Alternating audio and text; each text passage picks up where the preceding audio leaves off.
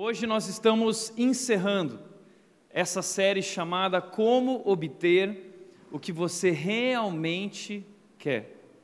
Essa foi a nossa série durante o mês de janeiro, o começo do ano, e a pergunta que moveu essa série foi a pergunta seguinte: o que você quer? O que você quer? Todo mundo quer alguma coisa, e todo início de ano nós paramos para pensar e refletir naquilo que nós queremos. Quais são os nossos desejos? Nós fazemos uma lista até, e nós temos isso como objetivo, nós temos isso como meta. Muitas vezes nos frustramos porque não conseguimos alcançar tudo aquilo que nós gostaríamos. Então a nossa pergunta tem sido: o que você quer? O que você está buscando? Qual é o seu desejo? Mas como vimos na série, essa é uma pergunta muito perigosa. Essa pergunta é complicada, porque junto com o nosso querer, o nosso desejo, ele traz problemas. Alguns dos problemas, seja aquilo que você quiser, o que nós sabemos sobre esse querer é que nós sempre queremos do nosso jeito. Seja o que for, eu gosto, eu quero do meu jeito, e se você não fizer do meu jeito, eu vou brigar com você, eu vou discutir, eu vou xingar, eu vou bater o pé, eu vou chorar, eu vou fazer um escândalo, mas as coisas precisam ser feitas do meu jeito. E na busca daquilo que nós queremos do nosso jeito, nós passamos por cima das pessoas. Nós somos capazes, através disso, de destruir nossos relacionamentos e aquilo que é mais importante para nós. Além disso, nós sempre queremos em tudo que fazemos prazer. E não qualquer prazer, nós queremos prazer constante. Nós estamos hoje vivendo a ditadura da satisfação.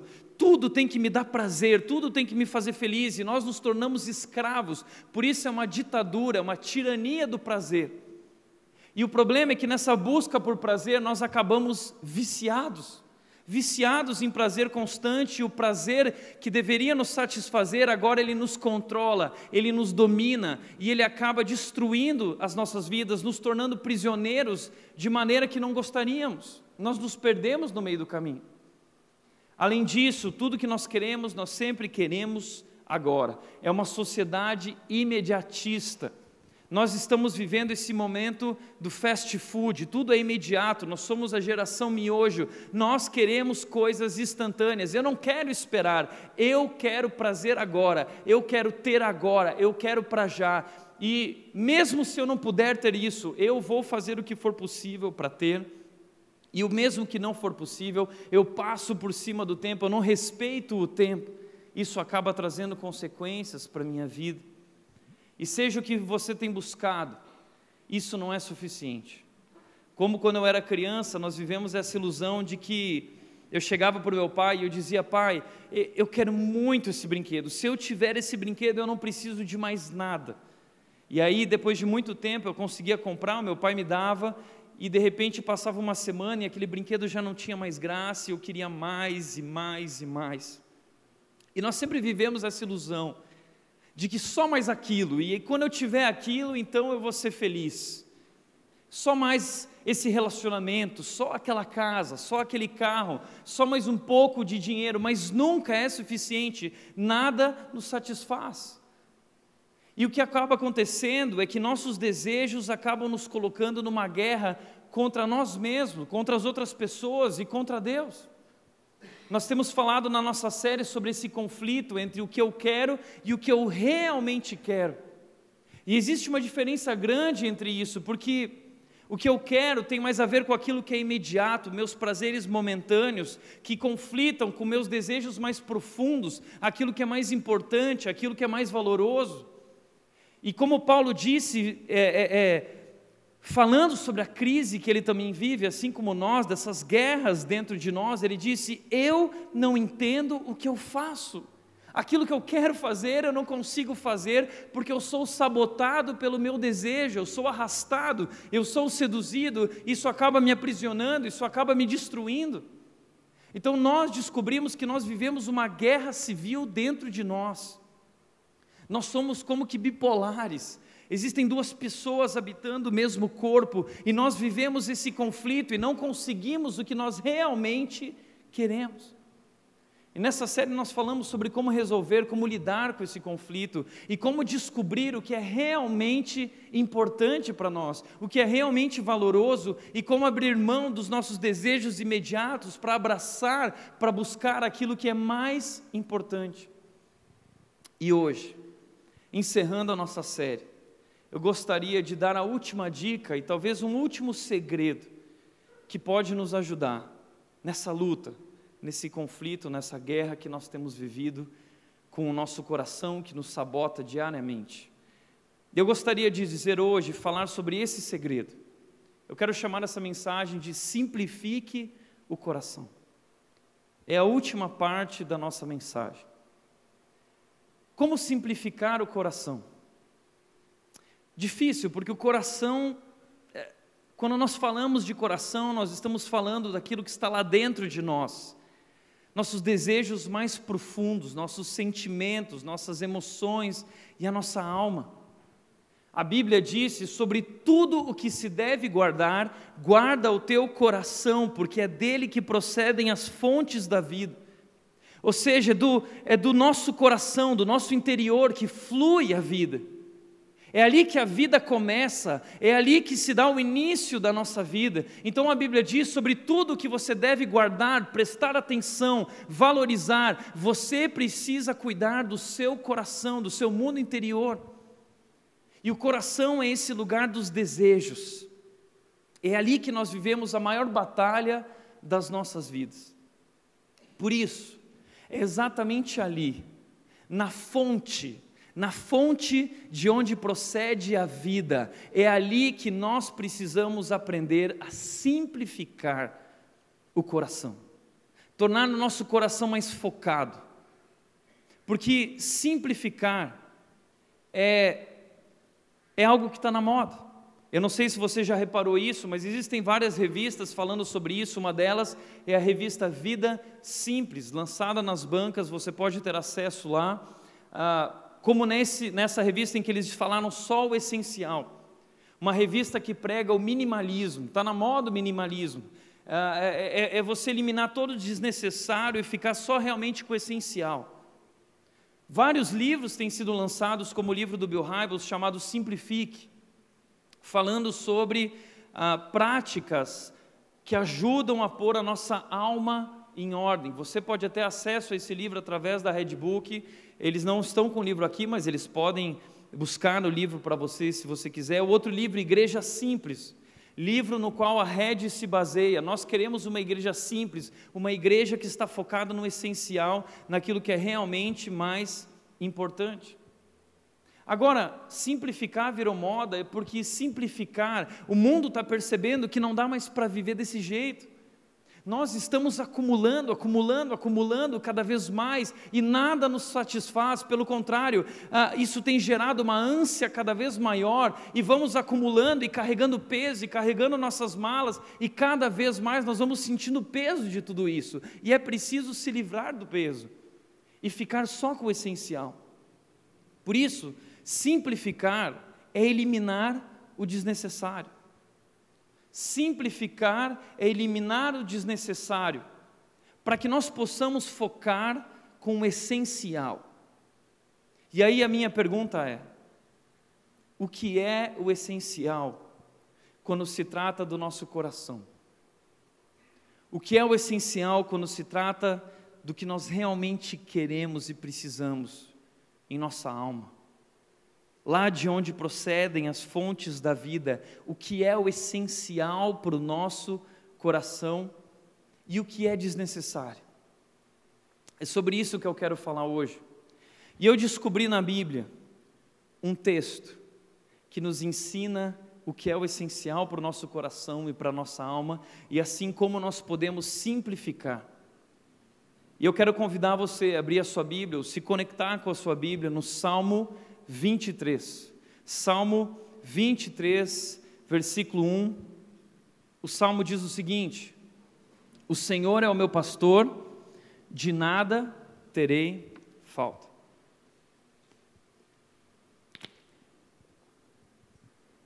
O Senhor é o meu pastor, e nada mais me faltará. Esse talvez é um dos versículos e um dos salmos mais conhecidos do universo, tá bom? Esse salmo, ele está em adesivos nos carros da cidade. Por onde nós andamos, nós vemos lá no carro: o Senhor é meu pastor e nada me faltará.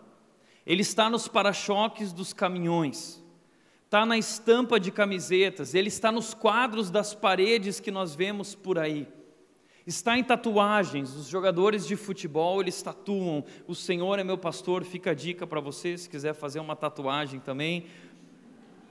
Esse é um salmo preferido para ser lido em velórios, em funerais, seja o que for. Se nós não sabemos o que falar, nós falamos: o Senhor é meu pastor e nada me faltará. E todo mundo entende o recado e diz amém, né? Agora, apesar de ser tão conhecido, esse salmo é tão incompreendido. Poucas pessoas realmente entenderam o significado do que Davi está dizendo nesse salmo, porque quem escreveu esse salmo foi o rei Davi, rei de Israel, um grande homem de Deus. E esse grande homem de Deus, na verdade, ele era um simples pastor de ovelhas. Ele iniciou sua vida ali na adolescência, cuidando das ovelhas da sua família, do seu pai Jessé. E ali no campo, ele cuidava daquelas ovelhas como um bom pastor. Ele defendia elas de animais ferozes, conduzia elas aos locais para elas se alimentarem. Ele vivia protegendo elas, conhecia elas pelo nome. E Davi usa isso que era conhecido por ele para falar sobre algo, sobre uma outra coisa. Ele vai falar sobre um relacionamento que ele tem com Deus. Ele vai falar sobre o que ele está experimentando na vida dele. Por isso, esse é o salmo conhecido como o Salmo do Pastor. Muitos conhecem o Salmo do Pastor, mas poucos conhecem o pastor desse salmo. Poucos conhecem ou tiveram uma experiência com esse pastor do qual Davi está falando. E eu gostaria de falar hoje sobre esse pastor. Eu gostaria de falar hoje sobre esse relacionamento que Davi vive com Deus, no qual ele é capaz de dizer que isso é o essencial. Ele diz: o Senhor é meu pastor e eu não preciso de mais nada. E ele então descreve nesse salmo pelo menos 6 qualidades desse bom pastor. E se relacionando com esse bom pastor, ele desfruta dessas qualidades na sua vida. Primeira qualidade que eu gostaria de falar com você é que esse é um pastor pessoal. Ele não é um pastor distante, ele é um pastor próximo, ele é um pastor perto. Davi diz: o Senhor é o meu pastor. Davi não está falando de alguém que ele ouviu falar. Davi está falando de alguém que ele conhece. Davi está falando de uma pessoa com quem ele tem um relacionamento.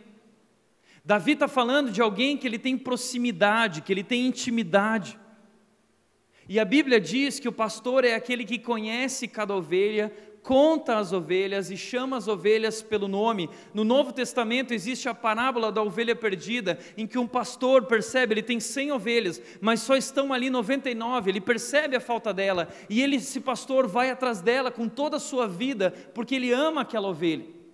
Assim são os pastores, e assim é o relacionamento que Davi tem com esse pastor, que é Deus. Davi está falando que ele tem intimidade com Deus, ele ouve a voz do seu pastor, ele ouve a voz de Deus. E é isso, esse relacionamento na vida dele, que faz toda a diferença. Davi não está falando de um Deus que ele ouviu falar, ele está falando de um Deus que ele conhece. E a primeira pergunta que eu quero fazer hoje para você, e muito importante, é: você conhece a Deus? Você conhece a Deus? Porque isso que nós estamos falando aqui e fazendo aqui não é sobre igreja, não é sobre frequentar uma igreja, porque a gente tem que frequentar uma igreja. Nós somos o povo de Deus. Nós somos filhos de Deus, nós que cremos em Jesus Cristo e o recebemos como nosso Salvador. Ele é o nosso Deus, Ele é o nosso Salvador, Ele é o nosso pastor, e nós não ouvimos só falar dEle e o adoramos, não, nós conhecemos Ele, nós experimentamos Deus na nossa vida, em nosso coração. É isso que é ser cristão, é experimentar Deus. Não é só ouvir falar, não é só saber, não é decorar versículos, é experimentar Deus. E a minha pergunta é: você tem experimentado Deus? Experimentado o seu amor, experimentado o seu poder? É sobre isso que nós estamos falando, sobre um relacionamento. E eu não estou perguntando se você acredita em Deus, porque qualquer um acredita, até os demônios acreditavam e obedeciam a Deus, porque eles conheciam, sabiam quem Ele era. Eu estou falando de conhecer, de ter intimidade, de ter proximidade. É o que Davi está dizendo, é como Jó disse: antes eu te conhecia só de ouvir falar, mas agora os meus olhos te veem, agora eu sei quem tu és porque eu te conheço.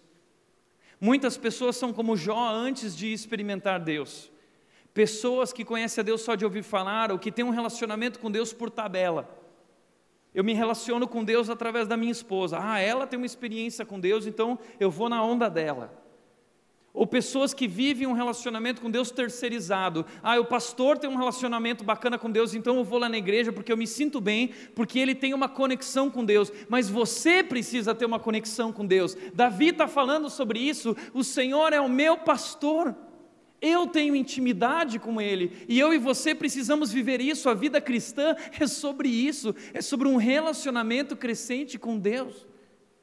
É isso que Jesus Cristo veio fazer, abrindo as portas para que nós possamos estar conectados com Deus. É isso que Davi está dizendo como Jó. Mas sabe como eles experimentaram Deus? O caminho para experimentar Deus na vida de Jó e na vida de Davi foi um caminho difícil. Foi um caminho de sofrimento. E esse é o problema, que muita gente não conhece a Deus porque nós não queremos sofrer. E a qualquer momento que surgem problemas na nossa vida, nós pulamos fora, nós vamos embora da igreja, nós não queremos sofrer, nós fugimos da dor, nós não queremos encarar a dor, nós queremos um Deus diferente, nós queremos o Deus da Xuxa, como nós vimos no começo da série. Tudo que eu quiser, o cara lá de cima vai me dar. É esse Deus que nós queremos, o Deus que simplesmente vai me dar tudo o que eu quiser. Talvez uma versão mais atual do Salmo 23 deveria ser: se nada me faltar, o Senhor será o meu pastor. É assim que muita gente quer viver o seu relacionamento com Deus. É uma barganha, é uma troca. Deus, se você me der tudo o que eu quiser, se tudo der certo para mim, segundo os meus planos, então eu vou te adorar. Então eu vou louvar, vou levantar a minha mão, porque tu me dá tudo o que eu quiser. E tem gente que vai mais longe dizendo: Deus, eu declaro, você tem que me dar, e se você não fizer o que eu quero, então eu não quero mais saber de nada. É por isso que você não conhece a Deus ainda, porque você não se rendeu a Ele, porque você não conhece esse Deus, você não confia nesse Deus, e aí fica difícil. Mas a verdade é que Davi conheceu a Deus na solidão e na dor. Davi começou a conhecer a Deus na solidão do campo com as suas ovelhas. Quando ele era um adolescente, ele ia para o campo, ele passava o dia com as ovelhas, defendendo as ovelhas, protegendo as ovelhas. À noite ele estava lá dormindo com as ovelhas, contando cada ovelha, de olho nos animais que podiam se aproximar. E ali Davi, sozinho, talvez até esquecido, talvez invisível, ali Davi na solidão, ele aprendeu a olhar para o céu, e aí ele começava a adorar a Deus, e ali ele tinha a sua intimidade com Deus. E assim Deus foi conduzindo a vida de Davi, até o dia que ele estava diante daquele gigante, Golias. E Davi conhecia a Deus, e Davi, quando olhou para aquele gigante, ele disse: esse gigante não é nada diante da grandeza do meu Deus. O meu Deus é muito maior que esse gigante, ele é um anão perto do meu Deus. Então Davi, na força de Deus, na fé, na confiança em Deus, ele derruba o gigante sem armas, porque Deus o abençoa, porque ele rende sua vida a Deus, porque ele tem um relacionamento próximo com Deus, e ele sabe que ninguém pode ir contra esse Deus, e de repente todo mundo fica maravilhado com esse garoto, e então dizem que ele vai ser o próximo rei, ele já foi ungido, ele é o novo rei, ele se torna rei, Davi se torna um grande rei, ele vence a sua vida inteira. Antes disso ele sofreu muito, fugindo do rei Saul, que tinha inveja dele, e na sua fuga ele foi para o deserto, ele foi para as cavernas, durante 7 anos se escondendo, com medo de morrer, para as florestas, passando muitas vezes fome, mas o tempo todo sendo cuidado. Agora, Davi conheceu a Deus em horas de desespero, Talvez o que você não sabe sobre esse salmo, e eu quero te mostrar hoje, é que o salmo mais lindo de toda a Bíblia, talvez um dos versículos mais lindos, e talvez uma das maiores pérolas da literatura do mundo, o salmo mais lindo foi escrito num momento muito difícil. O salmo mais lindo foi escrito num momento de crise profunda, foi escrito em horas de desespero. E talvez no momento em que Davi escreveu esse salmo, ele estava passando pelo seu pior momento de vida. E tudo lhe faltava. Mas ele é capaz de dizer: nada me falta, porque o Senhor é meu pastor. De onde vem isso? Como Davi é capaz de dizer isso? Davi está falando sobre esse relacionamento, algo que mudou a vida dele, é um segredo, é o essencial, é aqui que nós encontramos como simplificar o nosso coração nesse relacionamento. Davi tem proximidade e intimidade com Deus, e isso faz toda a diferença na sua vida. É um pastor pessoal, é um Deus pessoal, com quem ele tem um relacionamento e com quem eu e você podemos ter, e é isso que nós precisamos. E ele fala que através desse relacionamento, ele encontrou um Deus provedor, ele encontrou o que ele precisa para viver, e ele não precisa mais nada além desse Deus, porque esse Deus, esse pastor é um pastor provedor. Ele diz no texto que esse pastor me conduz em verdes pastagens, e ele me faz repousar e descansar, esse pastor me conduz às águas tranquilas. Hoje nós vivemos na cidade, e pouco contato nós temos com as ovelhas. Quando a gente vê uma ovelha de longe, a gente diz: ah, que bonitinho, a gente adora as ovelhas, elas são lindas, mas elas também são animais muito peculiares, muito complicados, assim como nós. E é por isso que a simbologia, essa ilustração é tão importante, tem tudo a ver com a gente, porque as ovelhas, elas não sabem se alimentar. A ovelha é um animal meio burro. Então a ovelha, se você deixar ela solta, ela vai comer em qualquer lugar e ela vai trocar o pasto verdejante pelas ervas danosas. E o papel do pastor era conduzir a ovelha na direção do pasto certo e avaliar se aquele local era um local bom, sem cobras, sem bichos que poderiam mordê-las. Ele ia lá com a sua vara e ele cuidava das ovelhas para que elas tivessem o alimento certo. As ovelhas, além disso, para tomar água, e elas precisavam tomar água, elas não podiam tomar água em um local de rio com águas correntes muito forte, porque as ovelhas são desengonçadas, e se elas fossem tomar água ali, a água corrente poderia derrubá-las, isso encheria a lã de água, elas ficariam pesadas e se afogariam, encharcadas. Então elas precisam de um pastor que conheça o local, que conheça a região e que conduza elas até os pastos verdejantes e conduza elas até as águas tranquilas, um pastor que ofereça. E sabe que isso é tão interessante, porque a Bíblia diz que Deus é esse pastor em nossas vidas. Deus conduziu o povo de Israel pelo deserto, e Ele fez brotar a água da rocha, Ele fez o maná cair sobre a terra, e todos os dias o povo era sustentado, e nada lhes faltava, e diz que suas roupas não se desgastavam, e diz que suas sandálias não se desgastavam. Uau, isso era algo incrível. Paulo disse para Timóteo que Deus nos provê de tudo ricamente para nossa satisfação. Deus é um Deus provedor. Em Mateus 6, 31 e 32, Jesus disse, portanto, não se preocupem dizendo o que vamos comer, o que vamos beber, o que nós vamos vestir, pois são os pagãos, aqueles que não conhecem a Deus, aqueles que não têm um relacionamento com Deus, que correm atrás dessas coisas. Mas nós que temos um relacionamento com Deus e conhecemos o bom pastor, mas nós que temos o Pai Celestial, ele diz, nós sabemos que não precisamos nos preocupar, porque o Pai Celestial sabe que vocês precisam dessas coisas. Nós não precisamos nos preocupar com o que comer, com o que beber, com o que vestir. Você está entendendo? Talvez você quer muita coisa e você está correndo atrás de coisas que não deveria correr, porque Deus é um Deus provedor.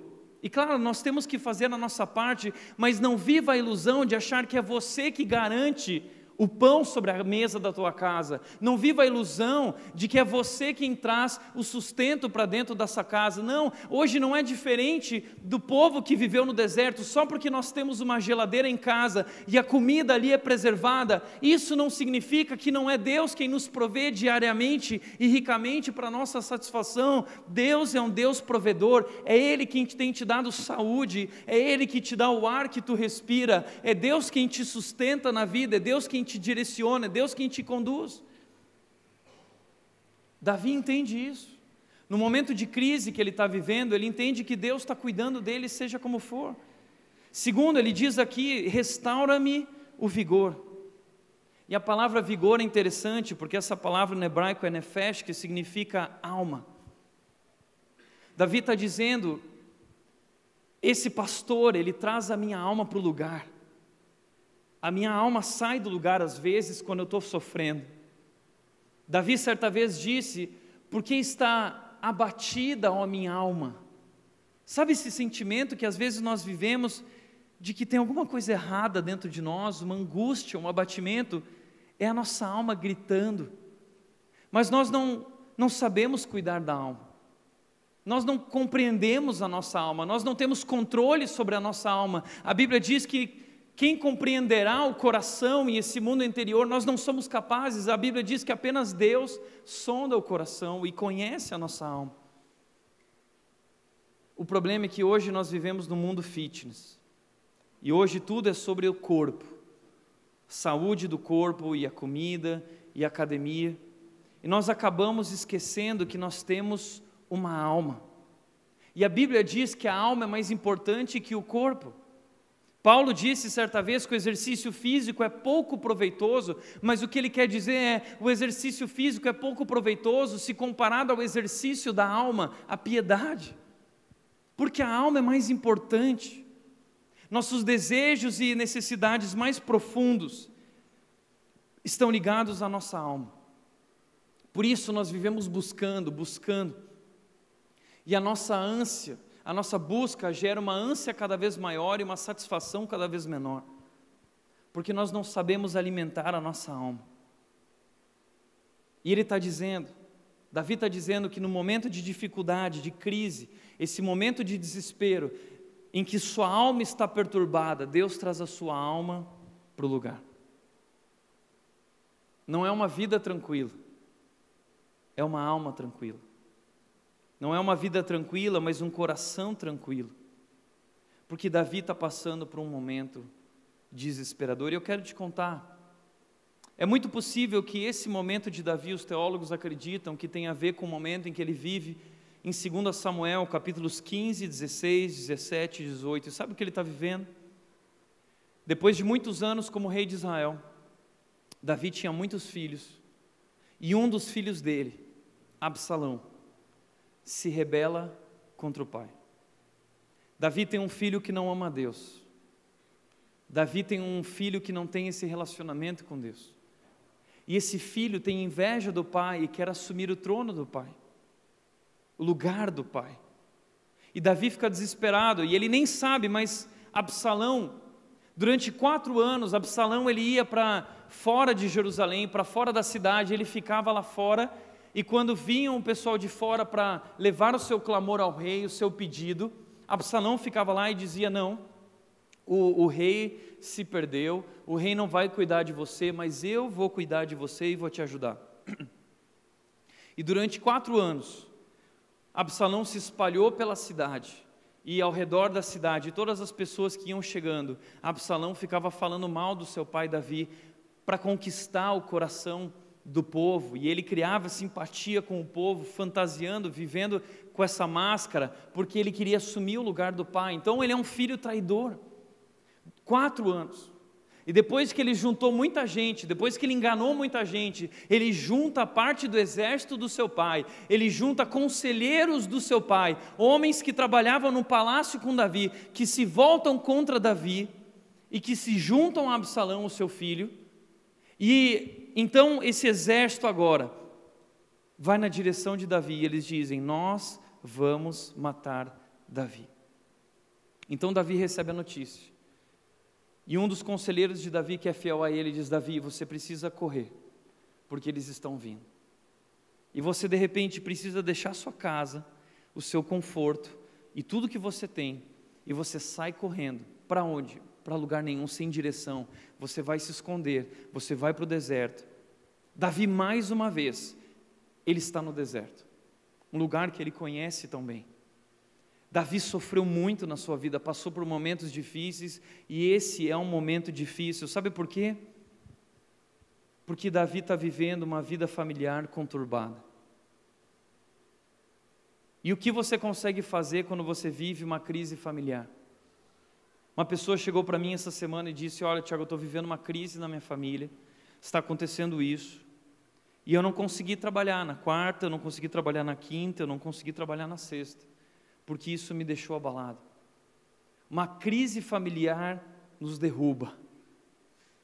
Você conhece a dor de ter um filho que não ama a Deus, que não segue a fé?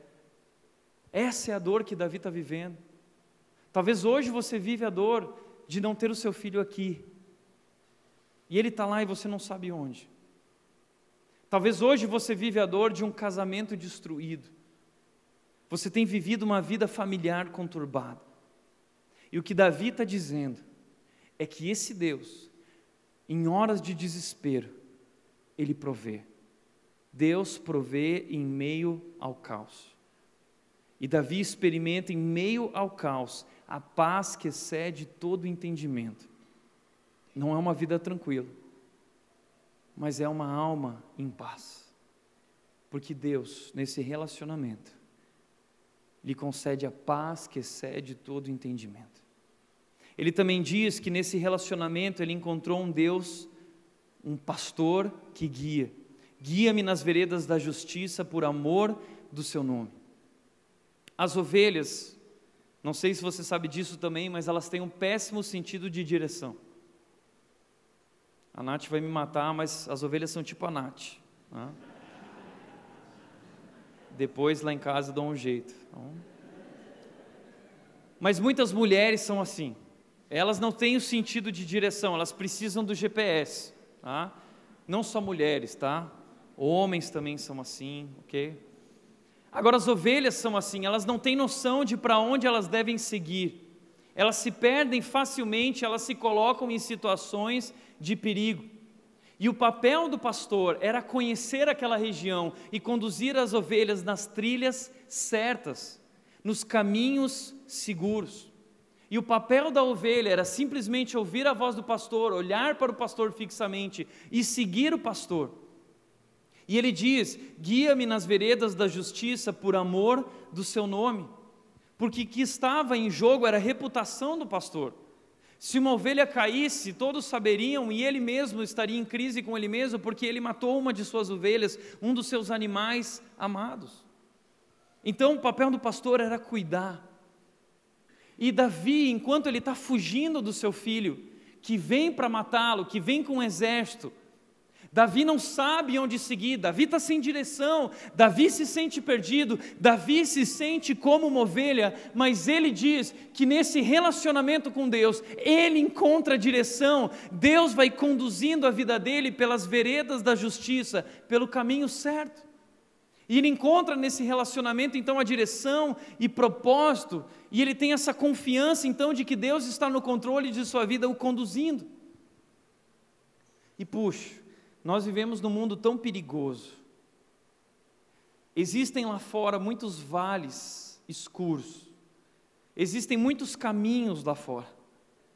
Existem florestas. existem animais ferozes, o mundo é um lugar perigoso. E nós somos ovelhas do nosso pastor. E muitas vezes, vivendo no mundo, nós nos perdemos. Você já viveu isso?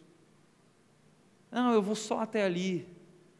E aquilo começa a te influenciar, e quando você vê, você se perdeu. Quantos cristãos se perderam? Quantos cristãos deixaram a igreja, deixaram um aprisco? Quantos cristãos se foram e deixaram a presença do pastor e o cuidado do pastor e trocaram isso, e caíram em buracos, e caíram em lamaçal, e foram devorados? Davi está dizendo que nesse relacionamento ele tem um guia. Nesse mundo tão perigoso, nós precisamos de direção, nós precisamos aprender a viver, nós precisamos seguir a Deus, nós precisamos aprender a diferenciar o certo e o errado no mundo que diz que não existe perigo, que não existe certo ou errado, e de repente isso destrói a nossa vida. Mas Deus nos guia nas veredas da justiça. Davi disse em outro salmo, no Salmo 119, Davi disse: a tua palavra é lâmpada que ilumina o meu caminho, que guia os meus passos.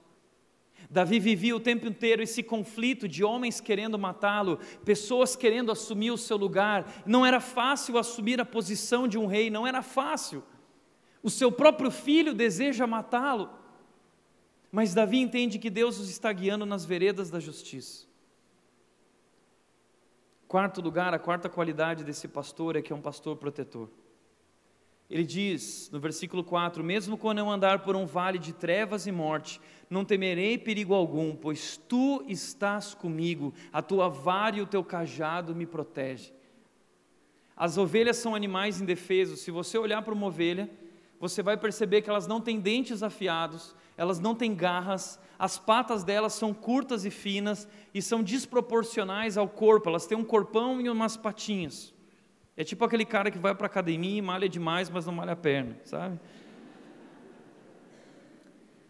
Então a ovelha, ela é meio desengonçada, a ovelha, ela é um animal atrapalhado e ela não tem capacidade para se defender contra os animais ferozes, ela não tem capacidade nem de fugir.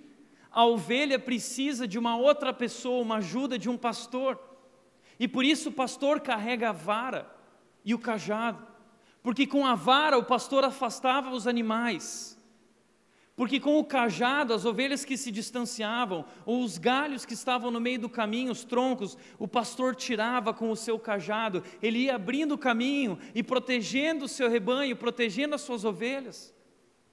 E Davi está dizendo: mesmo quando eu andar por um vale de trevas e morte.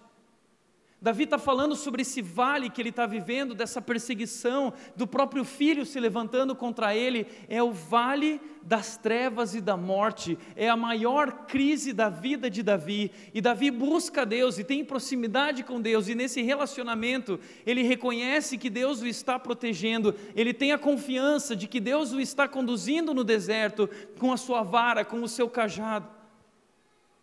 Um Deus protetor. Você sabe o que é isso? Que Deus, o nosso bom pastor, Ele protege você. Lá em Efésios, capítulo 1, Paulo vai dizer que nós somos protegidos pelo poder de Deus. Você está sendo protegido, Deus colocou a sua mão sobre a sua vida, assim como colocou a mão dele sobre a vida de Davi, Deus colocou a sua mão sobre nós. Um Deus protetor. Quinto lugar, um Deus bondoso. Um Deus bondoso, e ele encontrou bondade nesse relacionamento, porque ele diz que no meio do deserto, preparas um banquete para mim à vista dos meus inimigos. E por um momento no Salmo do pastor, Davi muda um pouco a ilustração. Davi falando do pastor e da ovelha, agora Davi vai falar de um hóspede e o anfitrião. Davi vai falar que ele é recebido por alguém, Davi vai falar sobre uma mesa, Davi vai falar sobre um banquete que é preparado para ele no meio do deserto.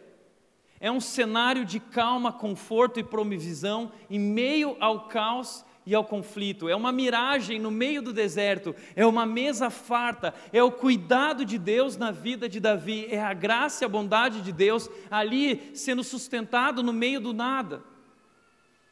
E eu quero te mostrar isso, em 2 Samuel, que vai contando essa história, versículo 16, o capítulo 16, versículo 1, diz que Davi estava seguindo, e algumas pessoas seguindo ele, sua família, o exército, alguns homens que estavam com ele.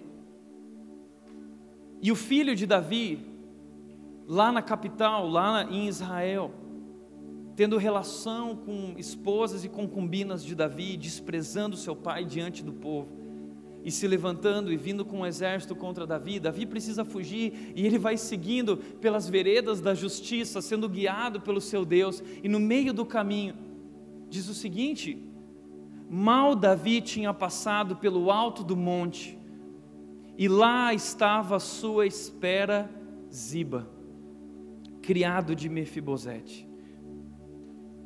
Ele trazia 2 jumentos carregando 200 pães fresquinhos, 100 bolos de uvas passas, para você ver que esse negócio de uva passa,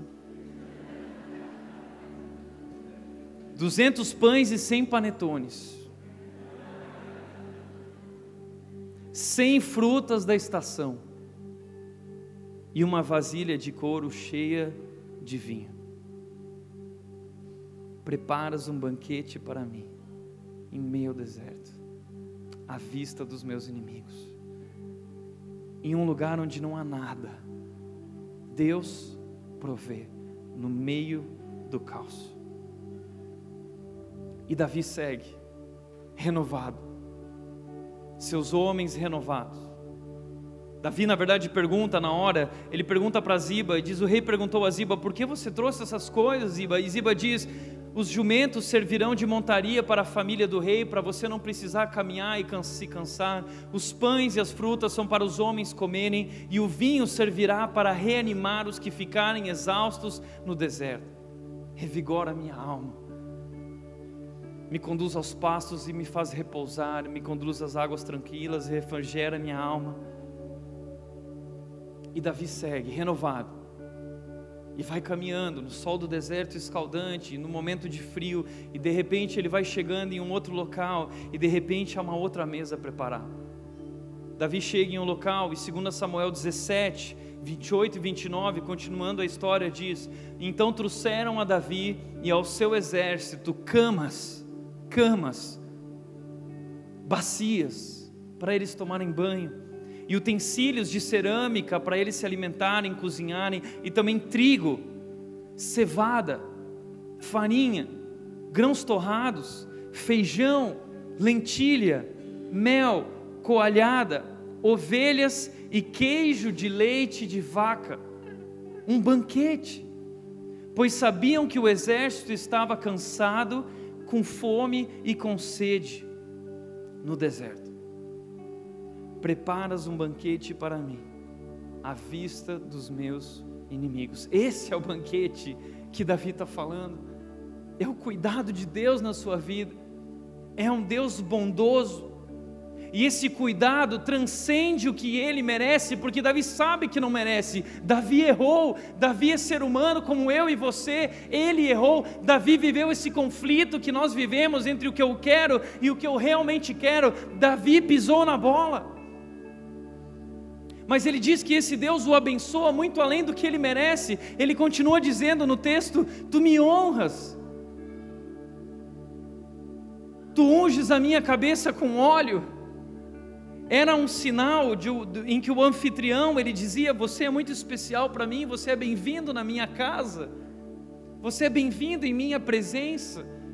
Então o anfitrião derramava óleo sobre o convidado, e Davi diz: e nesse jantar, nesse banquete, tu fazes transbordar o meu cálice transborda, o meu cálice transborda. Davi é esse homem que ele olha para a sua vida e ele só tem gratidão, porque ele vê Deus cuidando em cada detalhe. Davi está cultivando gratidão. No Salmo 45, eu adoro esse texto, Davi está dizendo: Senhor meu Deus, ele diz: que Deus, quantas maravilhas tem feito, quantas, não se pode relatar os planos que preparaste para nós. Eu queria proclamá-los e anunciá-los, mas são por demais numerosos. Davi está dizendo que o cálice dele transborda, ele tem recebido as bênçãos de Deus, o cuidado de Deus, em meio ao caos, no meio do conflito, no meio do vale de trevas e morte. Davi tem o cuidado e a bondade de Deus sobre a sua vida. O bom pastor está presente na sua vida, cuidando, guiando, provendo.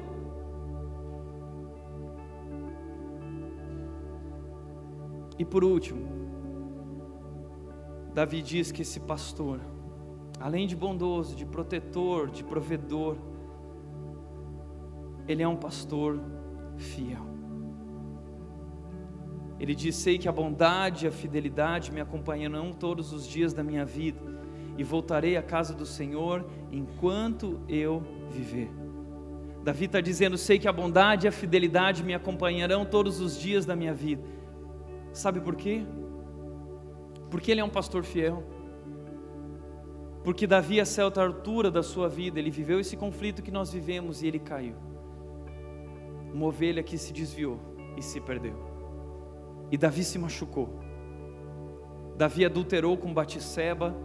Davi mandou matar em Urias. Davi pisou na bola. Davi pecou contra Deus. Davi destruiu aquilo que era mais importante para ele, como a amizade de Urias, que era um dos seus melhores amigos. Urias era um daqueles que, quando Davi estava no deserto sendo perseguido por Saul, Davi, ele estava com sede, e diz que Urias e essa turma toda, eles foram até o local, o acampamento inimigo, porque eles amavam Davi. Eles foram e buscaram água para Davi, arriscaram a vida deles. Urias amava Davi, mas Davi, com medo do seu pecado, querendo esconder, ele mata Urias, e a sua alma é tomada pelas trevas, é tomada pelo pecado, e ele fica abatido, ele entra em depressão, até o dia que ele é confrontado, e ele reconhece o seu pecado, e Deus restaura a vida de Davi, restaura. E aí Davi diz: sei que a bondade e a fidelidade me acompanharão todos os dias da minha vida, porque eu pisei na bola e Ele continua me conduzindo, Ele continua comigo, Ele não me abandona. O pastor, deixa eu te dizer uma coisa, o que Davi está dizendo é: o pastor nunca vai me abandonar. Deus nunca vai te abandonar.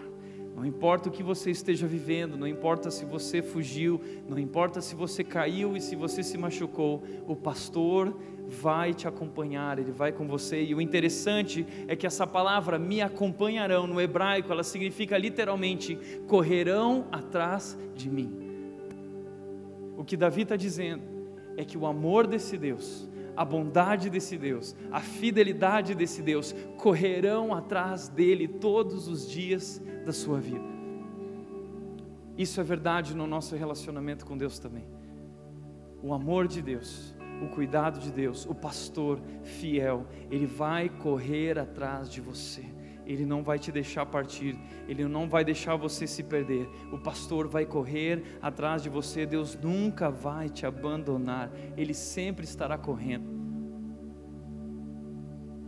E Davi, tomado por esse sentimento de gratidão e adoração, ele diz: e por causa disso eu voltarei à casa, à presença do Senhor, enquanto eu viver. Para Davi, a presença de Deus também era muito evidente através da casa do Senhor. A casa do Senhor era o templo. Naquele período não existia o templo, era um tabernáculo, local onde estava a Arca da Aliança. E ali era o local que Davi amava.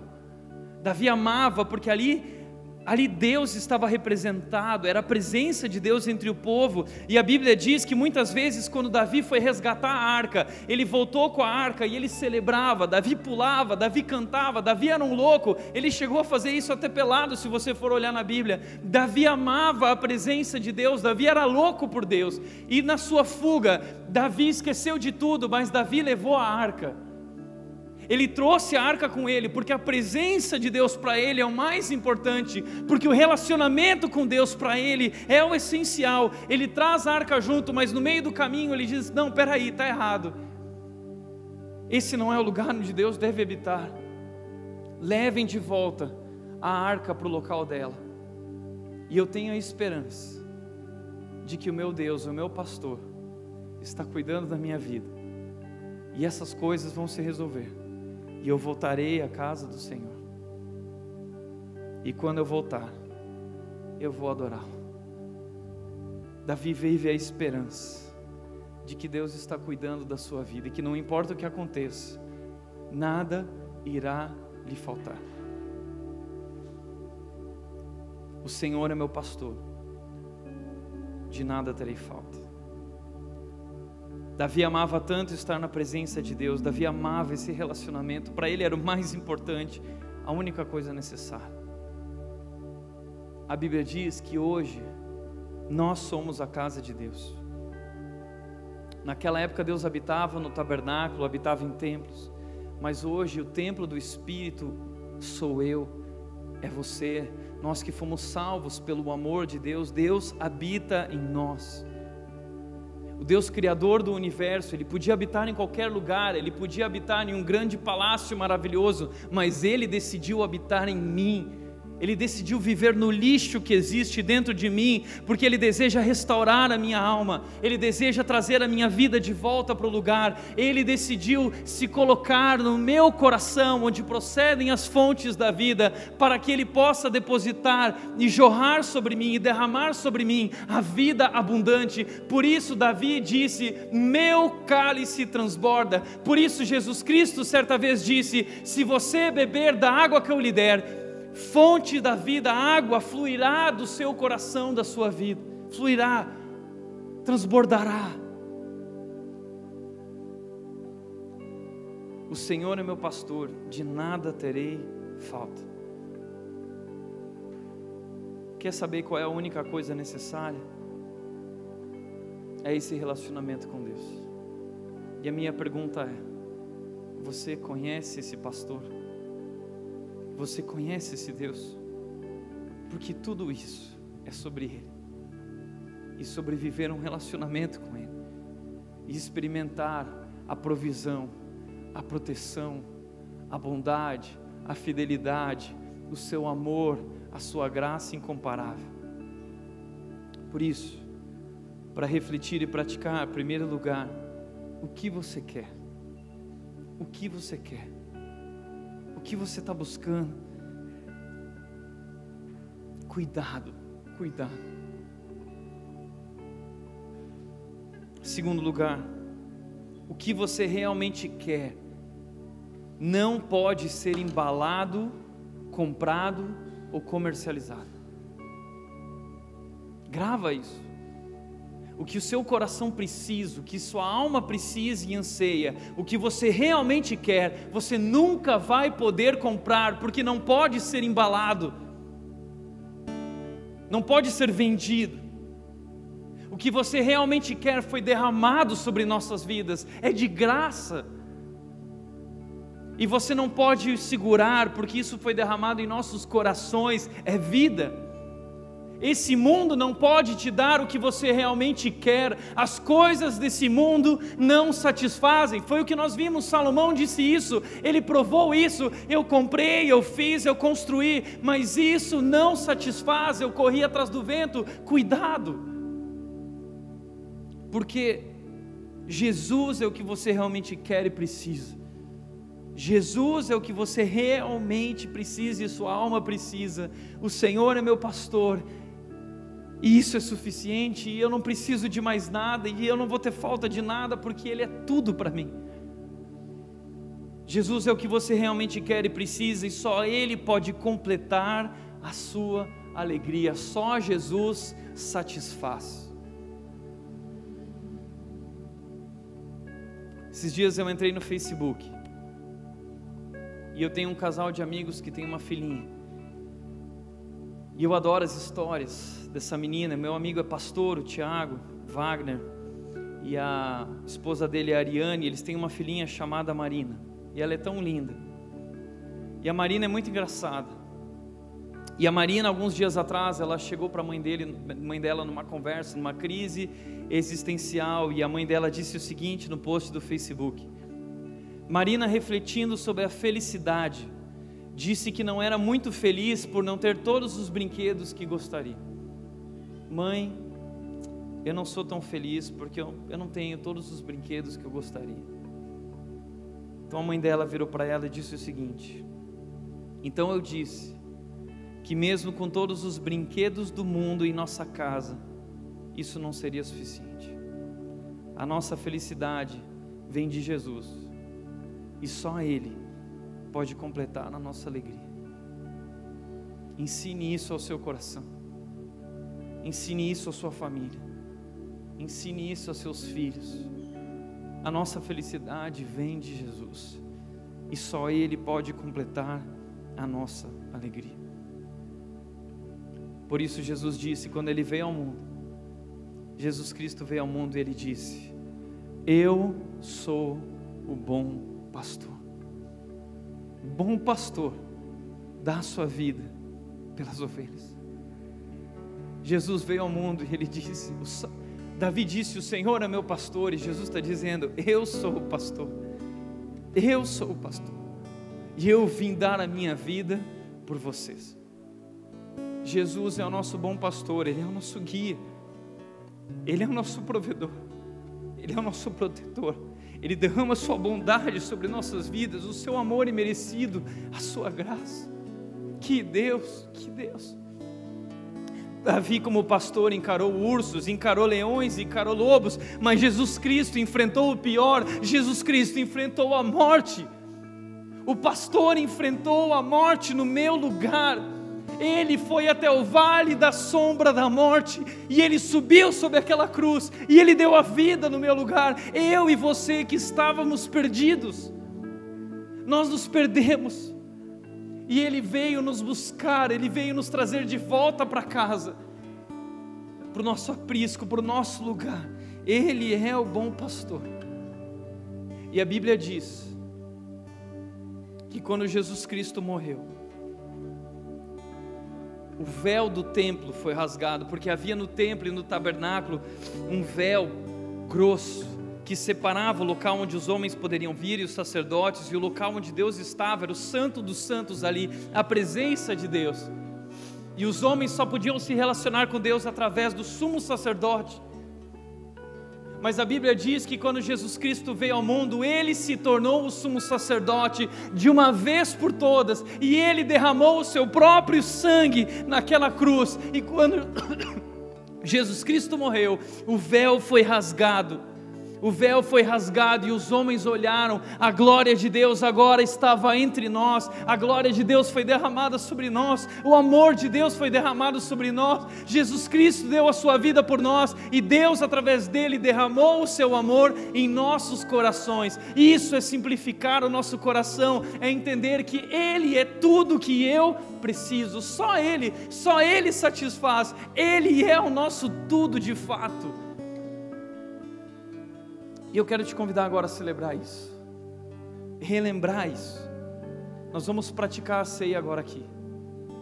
E a ceia é o momento em que nós lembramos e relembramos e pensamos na morte de Jesus, no que Ele fez por nós, porque o pastor deu a vida por nós, é isso, Ele deu a vida por nós.